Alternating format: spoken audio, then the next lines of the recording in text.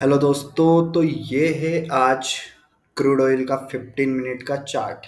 और मैं आज आपको बताने वाला हूँ एक हमारा जो इंडिकेटर है उसका मैजिक क्या है और आप कैसे उसकी हेल्प से ट्रेडिंग को इजी सिंपल बना सकते हैं। आप बिगनर हैं या प्रो ट्रेडर हैं, फिर भी अगर आप ट्रेडिंग के टेक्निकल्स कुछ स्किल जानना चाहते हैं तो आप बिल्कुल एक ट्रेडिंग का सेटअप अपना बना सकते हैं। अगर आप बिगनर हैं तो भी हमारा इंडिकेटर आपको हेल्प करेगा ट्रेडिंग के टेक्निकल जानने एनालिसिस करने के लिए। अगर आप प्रो ट्रेडर हैं तो भी आपको ट्रेडिंग हमारा इंडिकेटर जो है फुलफिल करेगा आपकी रिक्वायरमेंट, कैसे आपको ट्रेडिंग करना है। अभी मैंने आपको दिखा रहा है, आपको मैजिक दिखाता हूँ कैसा हमारा इंडिकेटर वर्क करता है। आप देखें, मैंने इंडिकेटर्स को हाइड किया था। अब आप देखिए, ये है रोड मैप मार्केट का। क्रूड ऑयल की बात कर रहे हैं आज हम। और आप देखिए क्रूड ऑयल कैसे ट्रेवल हुआ बिल्कुल हमारे जोन के अकॉर्डिंग। अपर लोअर का बॉटम बनेगा, ऑटोमेटिक लाइन ड्रॉ, यहाँ से रिवर्सल, फिर नीचे पॉइंट, फिर यहाँ से टच करने के बाद जोन में, फिर ब्रेकआउट। और यहाँ पर जैसे ही सपोर्ट लाइन के लगभग ही मार्केट ट्रेंड आया और वहीं से bounce back, same candle 15 minutes में, और वहीं से उसकी रेंज में आया। नेक्स्ट डे फिर से मार्केट ओपन होता है गैप अप के साथ क्रूड ऑयल, और एक रेंज में चलता है, ट्रेवल हुआ, नो ट्रेडिंग जोन में गया। और आप देखें बिल्कुल एक क्लियरली मार्केट का रोड मैप मिलता है। तो ये है हमारे इंडिकेटर का मैजिक। इसकी हेल्प से आप अपना ट्रेडिंग सेटअप बना सकते हैं और एक आप ट्रेडिंग अपनी स्ट्रेटेजी करके आप बना सकते हैं। अब मैं बात करता हूँ, ये तो रहा हमारा क्रूड ऑयल का डेली का टाइम फ्रेम चार्ट। अब इसी को अगर आप और मैजिकली देखना चाहते हैं कि आपका 7 दिन का विजन क्या है, क्रूड ऑयल 7 डेज में क्या कर सकता है, ऊपर जाएगा नीचे जाएगा, वीकली उसके क्या टारगेट होंगे। तो आप देखें, डायरेक्टली मैं यहाँ पर लगाता हूँ हमारा 1 वीक का चार्ट क्रूड ऑयल में। ये देखिए 1 वीक के चार्ट फ्रेम पर क्रूड ऑयल अभी क्या परफॉर्म कर रहा है। तो ये है 1 वीक की अगर बात करूं मैं, और क्रूड ऑयल को अगर प्रिडिक्शंस करूं, तो लगभग क्रूड ऑयल एक सपोर्ट जोन में है। ये देखिए आप, मार्केट का यहाँ पर क्रूड ऑयल का सपोर्ट है वीकली चार्ट फ्रेम में, ये नो ट्रेडिंग जोन हमारा, और ये रेजिस्टेंस। तो अभी यहाँ पर अगर क्रूड ऑयल में देखें तो काफ़ी अपॉर्चुनिटी है। लगभग 600, फर्स्ट टारगेट की बात करें तो हमारा लगभग 580-96 का टारगेट है। और सेकेंड टारगेट की बात करें तो इसके बाद यहाँ कहीं जाएगा और इसके हेल्प से चलेगा। इसी की बात करें तो वो वीकली, मंथली भी आप इसमें टाइम फ्रेम बना सकते हैं। ये आप देखिए 1 मंथ के टाइम फ्रेम में, मंथली टाइम फ्रेम में मार्केट लगभग अभी हमारा रिवर्सल जोन में ट्रेवल कर रहा है। तो 1 महीने का अगर टारगेट की बात करें तो लगभग इस रेंज को तो टच करने ही वाला है इस मंथ मार्केट क्रूड ऑयल।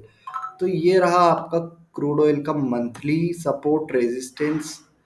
और देखें आप, मंथली पूरा इसके अकॉर्डिंग ही ट्रेवल किया है। 1 महीने का आप चार्ट में आपको लगा कर दे रहा हूँ।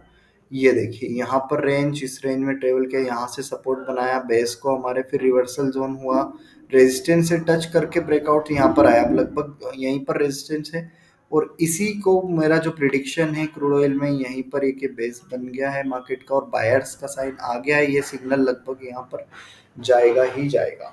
तो ये रहा क्रूड ऑयल का प्रिडिक्शंस। अब हम बात करते हैं क्रूड ऑयल पे। मैंने बताया आपको मंथली, वीकली और एक डेली टाइम फ्रेम। ऐसे ही आप हमारे इंडिकेटर में कुछ स्टॉक पर भी काम कर सकते हैं।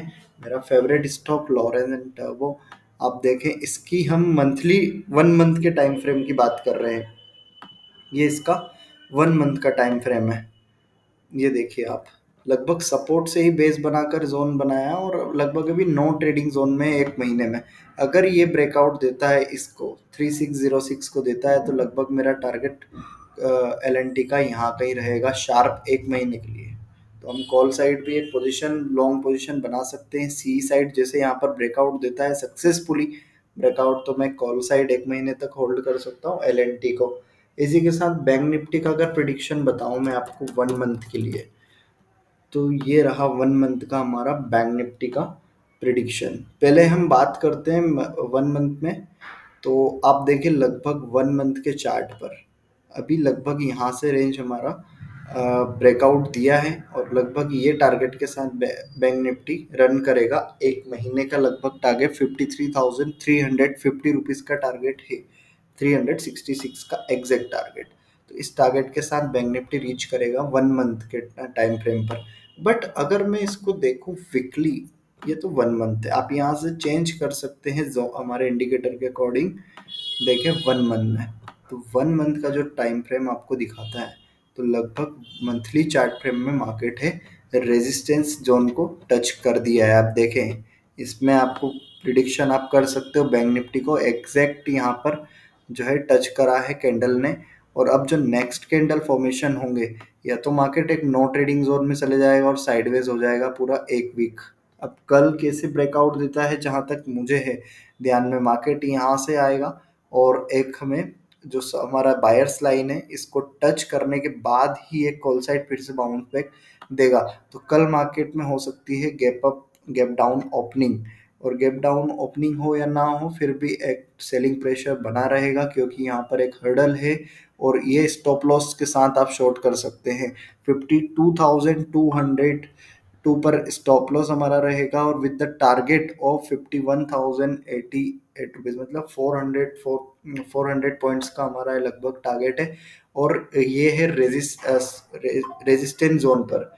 मुझे नहीं लगता वीकली रेजिस्टेंस जोन पर ब्रेकआउट बिल्कुल पॉसिबल नहीं है।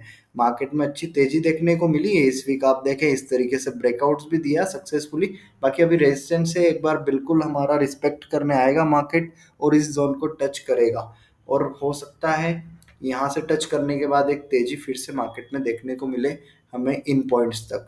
फिर हमारा वीकली कल फिर से हमारा वीकली चार्ट ऑटोमेटिक ड्रॉ हो जाएगा मंडे के दिन। तो वीकली नया चार्ट मैं आपको बताने वाला हूँ, वीकली चार्ट क्या रहेगा हमारा बैंक निफ्टी का। इसी के साथ वीकली के बाद अगर बात करें हमें 1 डे के टाइम फ्रेम में,